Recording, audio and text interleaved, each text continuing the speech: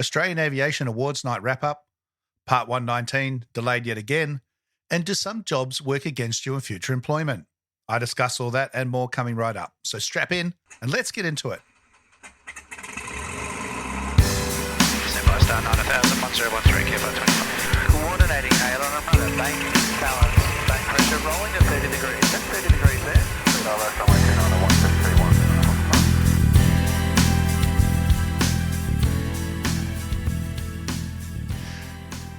G'day everyone and welcome to the Flight Training Australia podcast, episode 93. The podcast all about flight training and flying in Australia and beyond.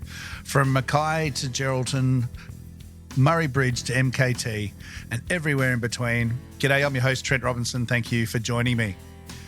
How are you all going? I hope you had a fantastic week, a fantastic weekend. Happy Father's Day to all the aviators out there today. Whether you were working or had the time off with family and friends, I hope you had a fantastic weekend. For all those that have lost your fathers, I hope that you had some time of reflection and managed to have some fond memories there. So, yes, Australian Aviation Awards all over for another year. Unfortunately, didn't come through with the goods. Not sure what the winner did. Probably one little drawback from the awards and something I've suggested for future is to have a bit more info on the finalists and what they did, because people were winning awards but we really didn't know what for, which would have been great. So hopefully for next year that's something that they can take on board and do. But otherwise it was a fantastic night. It was great to run into some other students and colleagues that I haven't seen for a while. Lynn Gray, g'day, Isha, and Hugh and Paige out there winning the Flight Training School of the Year Award at APA. Well done, guys. And also very avid podcast listeners sitting right next to them, behind me. So that was really cool to catch you guys. Thank you for saying g'day. And I know there's many other listeners as well that have contacted me since going, oh, damn, didn't realize you were there.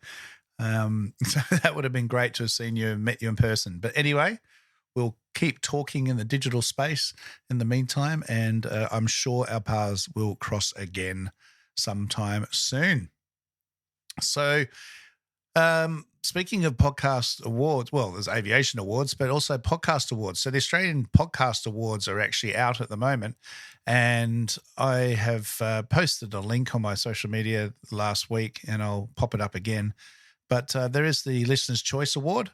So I have put the link there if you're loving the podcast and would love to help me out and cast a vote that maybe I can take away a different award. That would be amazing. It all just helps with the exposure of the podcast and helping people find it. There's amazing numbers. It's like nearly 120,000 downloads now since I started, and thousands of individual listeners, but there are far more pilots than that, and I know that the information contained in these podcasts will help so many. So keep telling all your fellow students, aviators, your colleagues, whoever. It's good for everybody to be listening, and it's your podcast, so let me know anything you want me to talk about, discuss, flick it through. All my contact details are on the social media or in the episode description of the podcast player you're listening to right now. All right. So thank you for doing that. Now, people coming up for jobs still trickling through, and the 210, 200 series requests are still coming through thick and fast. So for those approaching me for that, let me just give you a quick update on where things are at with all that, and that will help you maybe with your planning. So for a lot of you, you probably understand that coming up to Darwin, the first job is usually in a 200 series aircraft, which would typically be a 206 or 210. There are a few 207s out there, but it's usually a 210. Now, I've managed to do some 210 work and 210 endorsements, but the problem is all these aircraft are actual operational airplanes. They're all charter aircraft. So they're not available or just sitting there on the line like you would have at a normal flying school. So that means I can book the aircraft and plan it all ahead 6 weeks ahead or whatever. But obviously, if something happens the day before and they need the airplane, well, it's their aircraft and they get first dibs. And that's what's been happening up until, that's what's been happening lately. And I don't like wasting time, and obviously I don't like letting students down who are sort of relying on these checks to put in their resumes and things. So it's all sort of been on hold for a bit. I have some good news. I have managed to secure a 206, which is not a 210, but it's still 200 series time. Now, because I want to help everybody, I have spoken to some of the employers and let them know the situation. And at the moment, if you're going to say 200 series time, then mean it, because that's what people are going to start coming up with. The good thing about this 206 is once I've done let's call it the conversion training, but once I've checked you out on it, and if you want to hire it yourself and do some private hire, then you will be able to do that. So there's a 6-seat single engine aircraft you'll be able to hire, take some friends, build up a bit of extra time if you want. And that's a really fantastic opportunity. So that will be happening in another week or so's time. It should be all up and running, ready to go. I am working on one other privately owned 210. I need to contact the owner again about that. I've talked to a couple of other operators, but it's just getting too hard with insurance and clearances and liability insurance. Lawyers are getting involved, and it's just not being realistic. So I will try that.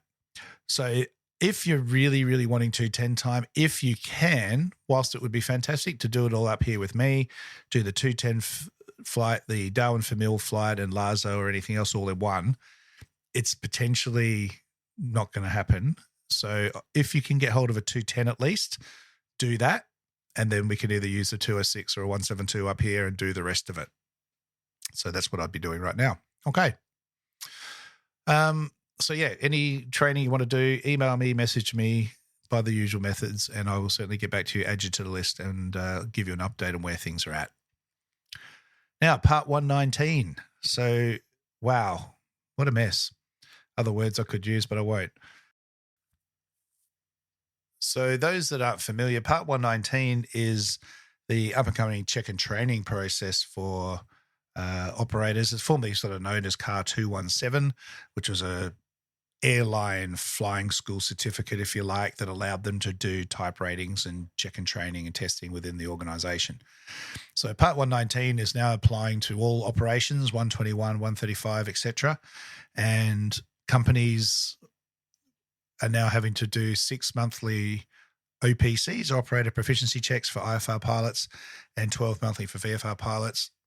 The check and trainers are going to need to be checked in the right-hand seat. They need instructor ratings. If they're just training pilots, then they don't need to. They just need to be subject matter experts and experienced in the field. And it was meant to come in tomorrow, after it was meant to come in March, and it was meant to come in September last year. So it's been a bit of a mess. Now, what's going on at the moment is that CASA haven't actually formally delayed this, but this is absolutely 100% correct. The problem is as the stroke of midnight tonight, everyone would cease to be valid, including the check and trainers, which would mean there'll be no one to be able to get you valid unless you use an instructor like myself outside of the organisation.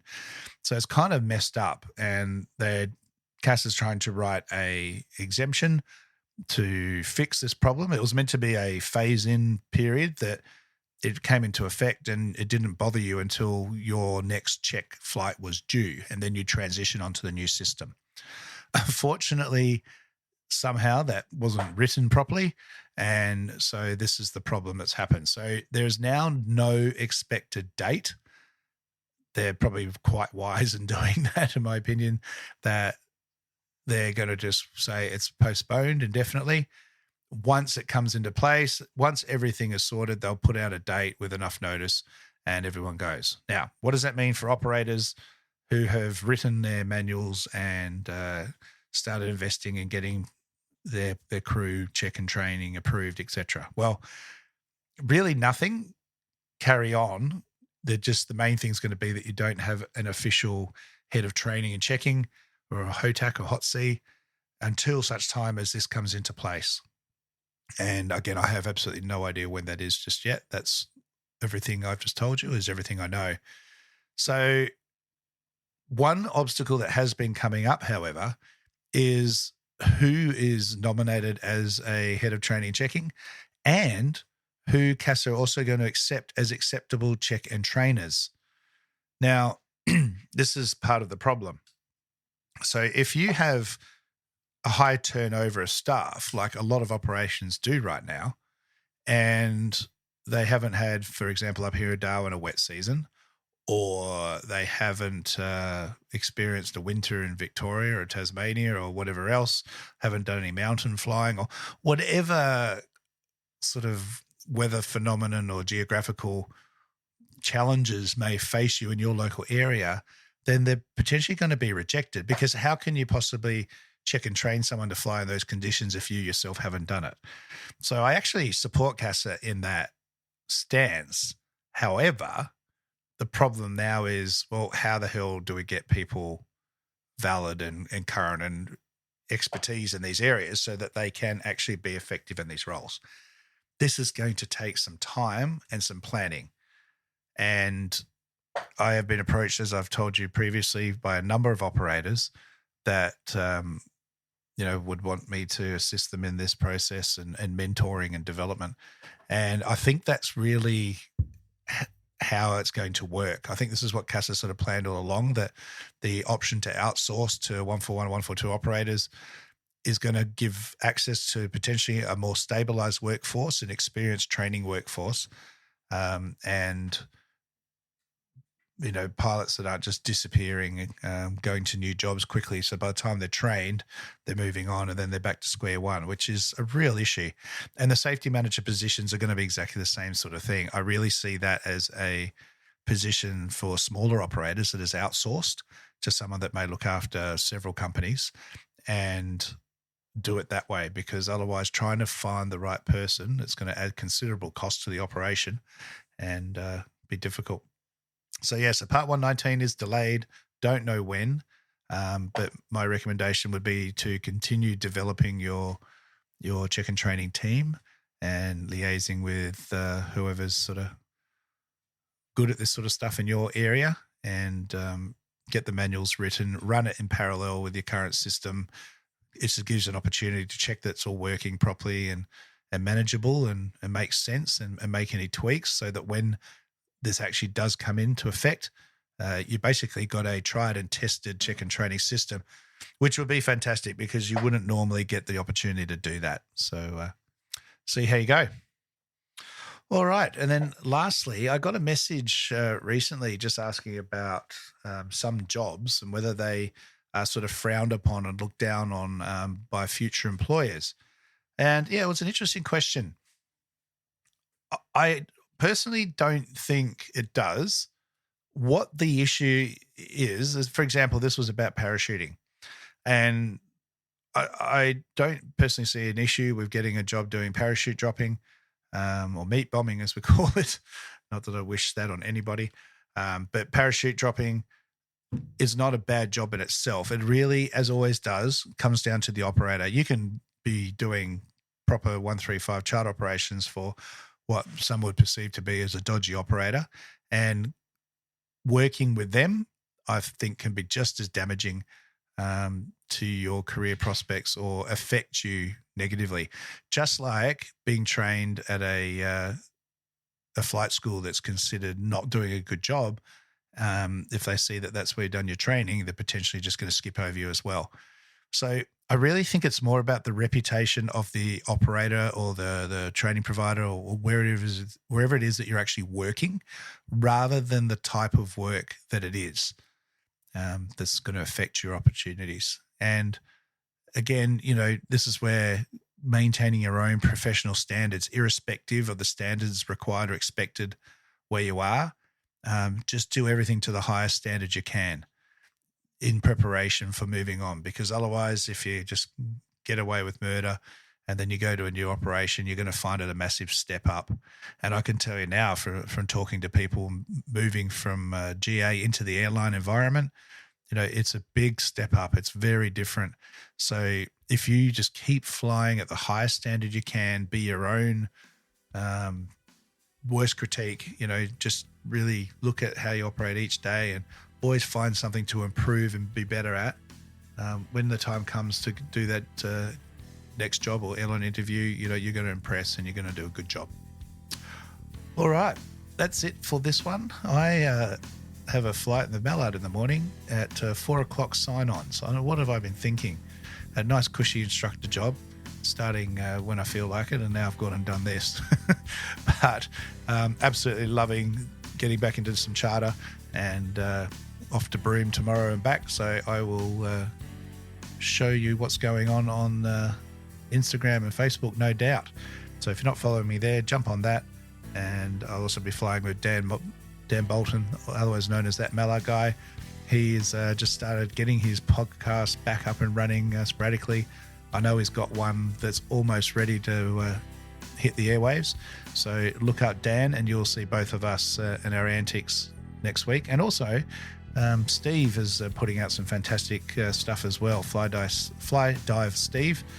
He's got some fantastic photos and videos coming out as well, all from the Mallard flying. So look them up and give them a follow. And I look forward to talking to you all next week. Thanks for all your messages. Glad you enjoyed the interview with Nathan. If you haven't listened to that one, jump on there. Some great tips on ATPL theory. And I will see you or talk to you next week. Until then, blue skies and remember the golden rule. Aviate, navigate, communicate. Cheers, everyone.